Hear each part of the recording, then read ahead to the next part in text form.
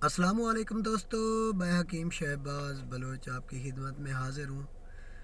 अच्छा दोस्तों, आज जुम्मा का दिन है और मुझे मेरे व्यूअर्स ने काफ़ी पुरज़ोर जो है ना उनकी ये ख्वाहिश थी कि मैं जरियान का इलाज बताऊँ, और कुछ ने ऐसा कहा है कि हमें बार बार कतरे आते हैं और हमारी जो है ना नमाज जो होती है वहाँ हम डिस्टर्ब होते हैं, यानी कि हमें कतरे आते हैं, हमें बार बार कपड़े चेंज करने पड़ते हैं और वज़ू टूट जाता है।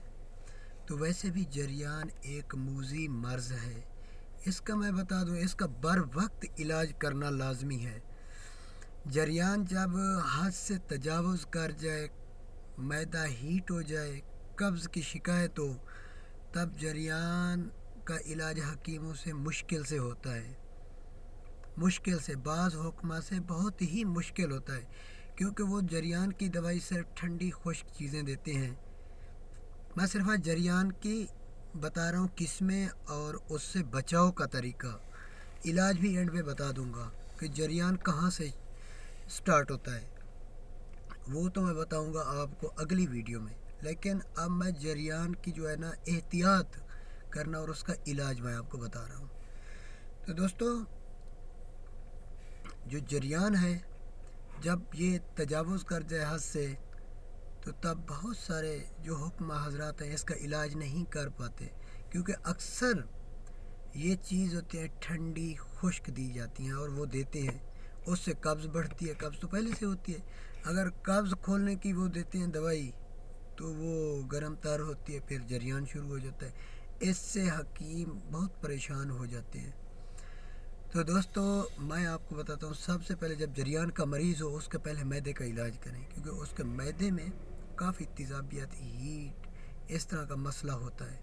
अक्सर तकरीबन 90% लोगों को, जो यंग लड़के हैं, बाकी जो शुगर की वजह से जिनको कतरे आते हैं उनको तो मसाना कमज़ोर है, उनको भी खुश गर्म चीज़ें दें तो ठीक हो जाएगा। तो जो जरियान है यंग लोगों को, उनके लिए पहले मैदे का इलाज करें जो हद से तजावुज़ कर चुका हो। उसके बाद सिर्फ 5 चीज़ें हैं, इनसे इनका इलाज है। मूसली सियाह 50 ग्राम, गोंद कतीरा 50 ग्राम, सर्दियों की बता रहा हूँ, और अक्कर करहा मसाना को मजबूत करता है, ये 30 ग्राम ले लें। खोलजान, ये मुहर्रिक बहा भी है, खुश्क भी है। गर्मी सर्दियों में ये बेहतरीन चीज़ है, गर्मियों में ना, सर्दियों में ये चाहे आपका जरियान जहाँ भी पहुँच चुका है, यानी कि तजावुज़ कर चुका है, कब्ज़ की भी शिकायत है, तो ये मैं गर्म खुश्क चीज़ें इसमें आपको बता रहा हूँ, जैसे कि खुलजान है, अक्कर करा है।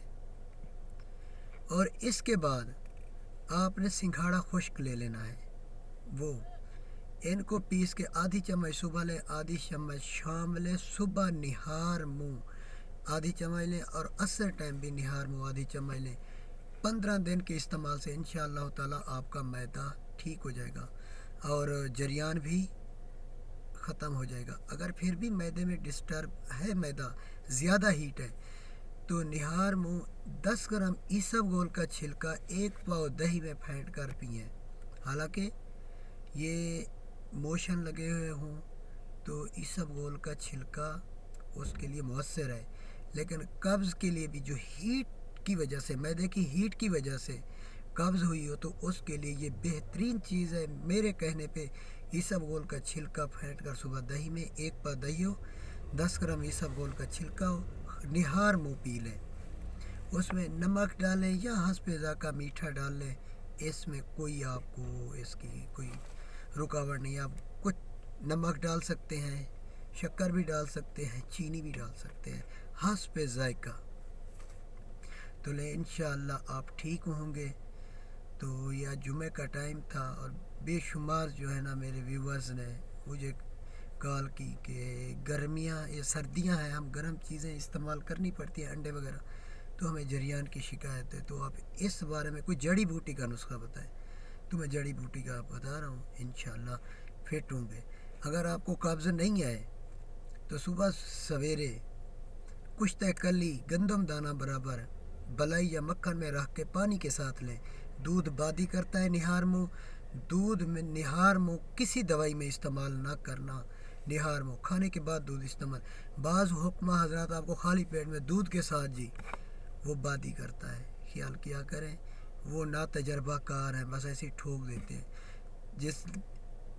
اور اگر وہ کسی اور کو پہلے آپ سے پہلے کسی اور کو دوائی دے چکے ہوتے تو اس کی شکایت ضرور آتی کہ مجھے بادی ہوتی ہے، تو پھر اگلے کو روکتے، پانی کے ساتھ دیتے۔ تو خیال کرا کریں کہ جو دودھ کے ساتھ صبح نہار منہ آپ کو کہے نا، یا اس ٹائم نہار منہ دودھ کے ساتھ کشتہ کلی یا کوئی اور دوائی، تو یوں سمجھ لیں کہ وہ آپ پہ تجربہ کر رہا ہے۔ تو تھینکس فار واچنگ، اللہ حافظ۔